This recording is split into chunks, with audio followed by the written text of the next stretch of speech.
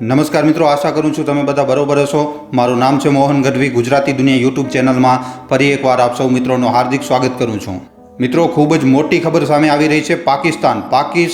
પાકિસ્તાનની જે ત્યાંના સિયાસી લોકો છે એ મિત્રો, હું તો પબ્લિકલી નથી કહી શકતો, તમે કમેન્ટ બોક્સમાં લખી નાખજો। આ લોકો મિત્રો એકદમ દોગલા લોકો છે। પાકિસ્તાન પોતાની ઓકાત ઉપર ઉતરી આવ્યો છે મિત્રો।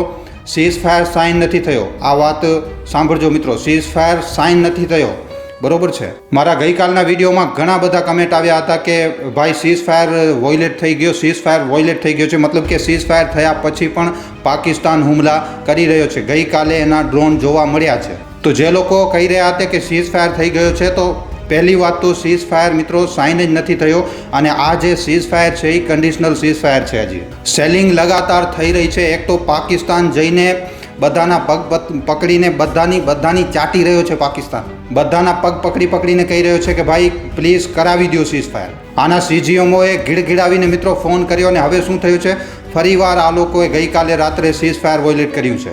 શ્રીનગરના લાલ ચોકમાં મિત્રો ડ્રોન જોવા મળ્યા છે। ઘણા બધા વિડીયો સામે આવ્યા છે। હમણાં તો જ્યારે આપણે વિડીયો શૂટ કરી રહ્યા છીએ તો આને આપણે વેરીફાઈ હજી નથી કરી શકતા, પણ કારણ કે ત્યાંના લોકો કહી રહ્યા છે કે આ થયું છે, તો આપણે એમ માનીને ચાલશું કે આ સાચું હશે। અહીંયા એમ જણાવવામાં આવી રહ્યું છે કે અમુક થોડીક એવી ખબરો આવી છે કે કાલે રાત્રે ડ્રોન જોવા મળ્યા છે, કે એકાદ બે વિસ્તારોમાં એમ પણ કહેવામાં આવી રહ્યું છે કે વિસ્ફોટ પણ થયો છે, ધમાકો પણ થયો છે। તો શું થયું છે મિત્રો, આજના વિડીયોમાં ખૂબ જ વિસ્તારથી વાત કરવાની છે। વિડીયોને છેલ્લે સુધી જોવા તેમજ લાઇક અને શેર કરવા ખાસ વિનંતી। અને જો તમે ચેનલ ઉપર પહેલી વાર આવ્યા છો તો મિત્રો ચેનલને સબસ્ક્રાઇબ જરૂરથી કરી નાખજો, કારણ કે તમે વિડીયો તો જોઈ લ્યો છો પણ ચેનલને સબસ્ક્રાઇબ નથી કરતા, તો ચેનલને સબસ્ક્રાઇબ કરી નાખો। તો આવી રીતની મિત્રો કંઈક ખબરો આવી રહી છે, શરૂઆતમાં તમને જણાવ્યું, અને ઘણા બધા વિડીયો સામે આવી રહ્યા છે ગઈકાલના રાતના। તો મિત્રો આ કહેવામાં આવી રહ્યું છે કે સીઝ ફાયરનો કે અહીંયા શું થઈ રહ્યું છે, ઉમર અબ્દુલ્લાએ સોશિયલ મીડિયા ઉપર કાલે કીધું છે કે અહીંયા હેવી સેલિંગ થઈ રહી છે। ઉધમપુરમાં હેવી સેલિંગ થઈ છે અને મલ્ટિપલ એક્સપ્લોઝર થયા છે શ્રીનગરમાં મિત્રો। ઉમર અબ્દુલ્લાએ કંઈક આવી રીતે કહ્યું છે મિત્રો। હજી સુધી વેરીફાઈડ નથી, પણ એમ કહેવામાં એમ પણ આવી રહ્યું છે કે અહીંયા કેઝ્યુઅલિટી પણ થઈ છે, બરોબર છે। ડલ લેકમાં મિત્રો એક અનઆઇડેન્ટિફાઈ મતલબ કે એક ઓબ્જેક્ટ ખૂબ જ ઝડપથી પડ્યો છે, એક્સપ્લોર થયો છે। ભારત અને પાકિસ્તાને કાલે મિત્રો 5-6 વાગ્યાની આસપાસ બંને દેશોએ કીધું હતું કે અમે ફાયરિંગ રોકી નાખશું, બંને દેશો સીઝ ફાયર કરી રહ્યા છીએ, પણ કાલે રાત્રે મિત્રો પાકિસ્તાનના ડ્રોન ભારતના એર સ્પેસમાં જોવા મળ્યા છે, એન્ટર થયા છે। સાયરન મિત્રો સાંભળવામાં આવ્યા છે, અને અહીંયા પાકિસ્તાને સીઝ ફાયર પછી પણ ફરી એકવાર પાકિસ્તાને ઇન્ડિયન એર સ્પેસમાં પોતાના ડ્રોન મોકલી દીધા। કાશ્મીર, પંજાબ, રાજસ્થાનમાં ટોટલ બ્લેકઆઉટ મિત્રો, ટોટલ બ્લેકઆઉટ ગઈકાલે રાત્રે દરમિયાન। તો આવી રીતના સમાચાર મિત્રો સામે આવી રહ્યા છે। ડોનાલ્ડ ટ્રમ્પે એમ કીધું હતું કે સીઝ ફાયર છે આ વગેરે વગેરે, પણ અહીંયા મિત્રો આપણે ગઈકાલે રાત્રે જોઈ શકીએ છીએ કે શેનું સીઝ ફાયર છે આ।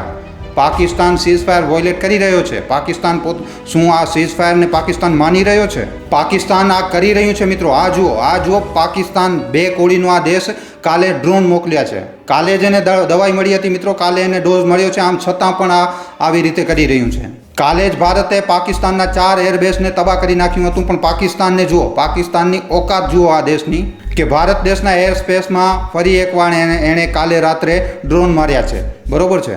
ફરી એકવાર મિત્રો અહીંયા જણાવવામાં આવી રહ્યું છે કે કેઝ્યુઅલિટી પણ મલ્ટિપલ કેઝ્યુઅલિટી પણ અહીંયા જોવા મળી છે, એમ સમાચાર સામે આવી રહ્યા છે।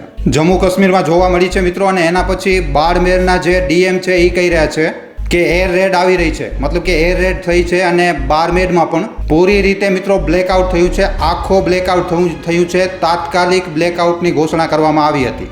સીએમ ઉમર અબ્દુલ્લાએ પણ એમ જ કહ્યું હતું કે ભાઈ આ શું છે, આ સીઝ ફાયર થઈ ગયું છે, તો આ બધું છે શું?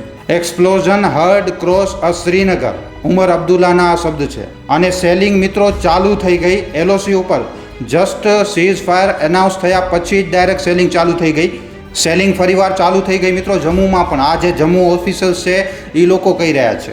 ગઈકાલે રાત્રે દરમિયાન મિત્રો નરેન્દ્ર મોદીએ ટોપ મીટિંગ કરી છે જયશંકર, અજીત ડોભાલ, રાજનાથ સિંહ અને આર્મ્ડ ફોર્સના ચીફ સાથે મિત્રો। અને આ બધી જે વસ્તુઓ મિત્રો થઈ છે ને એ ધરી રહી ગઈ છે, હું તમને જણાવી દઉં। અને મિત્રો અહીંયા જે છે મલ્ટિપલ અટેક ફરીવાર થયા છે, અને મિત્રો ગઈકાલે રાત્રે દરમિયાન કચ્છમાં પણ ડ્રોન જોવા મળ્યા છે। જો મિત્રો અહીંયા તમને પરેશાન થવાની કોઈ પણ જરૂર નથી. આપણો જે ડિફેન્સ સિસ્ટમ છે એ ખૂબ જ વધારે તગડો છે મિત્રો. અને આ બધા ડ્રોનનો મિત્રો દવાઈ કરવામાં આવી છે. ભારતના એર ડિફેન્સ સિસ્ટમ એક્ટિવેટ થયા છે ગઈકાલે રાત્રે દરમિયાન. અને ગઈકાલે રાત્રે દરમિયાન મિત્રો બ્લેકઆઉટ હતો. હજી સુધી કોઈ મોટો નુકસાન નથી થયો. આ બધાને ખતમ કરવામાં આવી રહ્યું છે. અને એ જણાવવામાં આવી રહ્યું છે કે ગઈકાલે રાત્રે દરમિયાન આ ડ્રોન એન્ટર થયા છે. લાઇવ એક્સપ્લોઝન જે છે એ શ્રીનગર અને જમ્મુ કાશ્મીરમાં ખૂબ જ ઝડપ સાથે થયું છે. તો મિત્રો સીઝ ફાયર ડીલને એગ્રી કર્યા પછી અહીંયા જે છે આ બધી વસ્તુઓ ગઈકાલે રાત્રે દરમિયાન થઈ છે પાકિસ્તાન બાજુથી. હવે જોશું મિત્રો શું થાય છે. ડેફિનેટલી અહીંયા આપણો ભારત દેશ ચૂકતો રહેવાનો નથી. ભારત દેશ આના ઉપર કાર્યવાહી તો કરશે જ. અહીંયા મિત્રો જુઓ, અહીંયા કેવું લાગી રહ્યું છે. આ જે સીઝ ફાયર છે ને એ ઇઝરાયલ અને ફિલિપિન્સ જેવો સીઝ ફાયર છે જે 2 મિનિટ માટે થયો અને પછી પાછો યુદ્ધ ચાલુ થઈ ગયો. આ સીઝ ફાયર ખાલી નામ માત્રનો છે. હજી સુધી કોઈ પ્રી કન્ડિશન અહીંયા રાખવામાં નથી આવી, પણ આ પાકિસ્તાન બાજુથી ઇનિશિએટ થયું હતું. આ ભિખારી દેશ મિત્રો કહે છે કે અમે અમન શાંતિ ઈચ્છીએ છીએ. સામેથી કહે છે અમે અમન ને શાંતિ ઈચ્છીએ છીએ, અને પાછળથી જુઓ આ દોગલો દેશ હરકત શું કરે છે પાછળથી. તો મિત્રો જુઓ આ માણસની આ દેશની મેન્ટાલિટી કેટલી છે. પાકિસ્તાનની મેન્ટાલિટી એકદમ નીચ કોટીની છે મિત્રો. તો મિત્રો આ કાંઈ નથી. મારા હિસાબે હવે ભારતને મારવો જોઈએ. પાકિસ્તાનને એક નિર્ણાયક યુદ્ધની તલાશ છે અહીંયા, બીજું કાંઈ નથી આમાં. ઇન્ડિયાને અમેરિકાથી એકદમ સાફ કહેવું જોઈએ કે જુઓ ભાઈ, તારી પાસે કાંઈ સબૂત છે?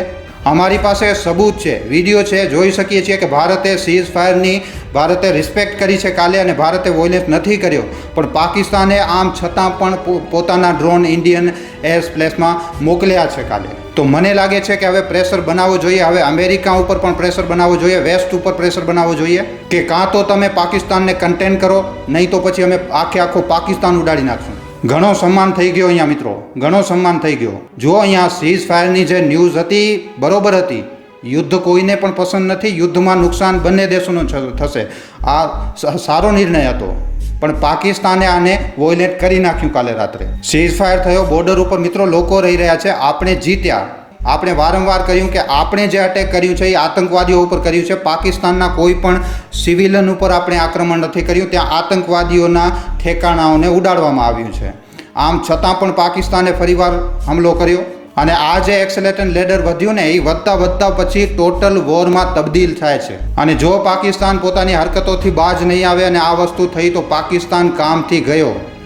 એક બાજુ તો બલુચિસ્તાન એની અલગ ઠોકી રહ્યો છે. તો મિત્રો આને શું છે, આને એમ લાગ્યું હશે ને કે જો મને એમ લાગે છે કે આ લોકોને એમ લાગ્યું હશે કે સીઝ ફાયર હજી સુધી સાઇન તો થયો નથી. તો જ્યાર સુધી સીઝ ફાયર સાઇન નથી થતો ત્યાર સુધી સીઝ ફાયર વોયલેન્સ શેનું? બરોબર, કન્ડિશનલ સીઝ ફાયર છે ને. તો હમણાં સુધી તો એવો કોઈ સીઝ ફાયર થયો નથી. તો મારો ખૂનસ કાઢો એકદમ. તો પાકિસ્તાને ગઈકાલે રાત્રે દરમિયાન આ કર્યું છે મિત્રો. બીજી કોઈ અપડેટ આવશે તો હું જરૂર તમને અહીંયા જણાવીશ મિત્રો.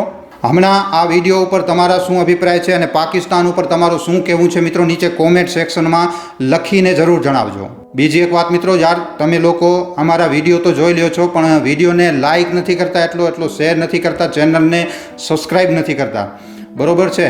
તો યાર વિડીયોને તમે લાઇક કરતા જાઓ, જેનાથી વધારેમાં વધારે લોકો સુધી પહોંચે વિડીયો. પછી કોમેન્ટ બોક્સમાં તમારી રાય આપતા જાઓ, અને ચેનલને સબસ્ક્રાઈબ કરી નાખો. જો તમે હજી સુધી ચેનલને સબસ્ક્રાઈબ નથી કર્યું તો કરી નાખો યાર, 1 સેકન્ડ લાગશે બસ. અને બાજુમાં બેલ આઇકન દબાવી નાખો, જેનાથી અમારા વિડીયોની નોટિફિકેશન તમારા પાસે સૌથી પહેલાં આવી જાય. ધન્યવાદ.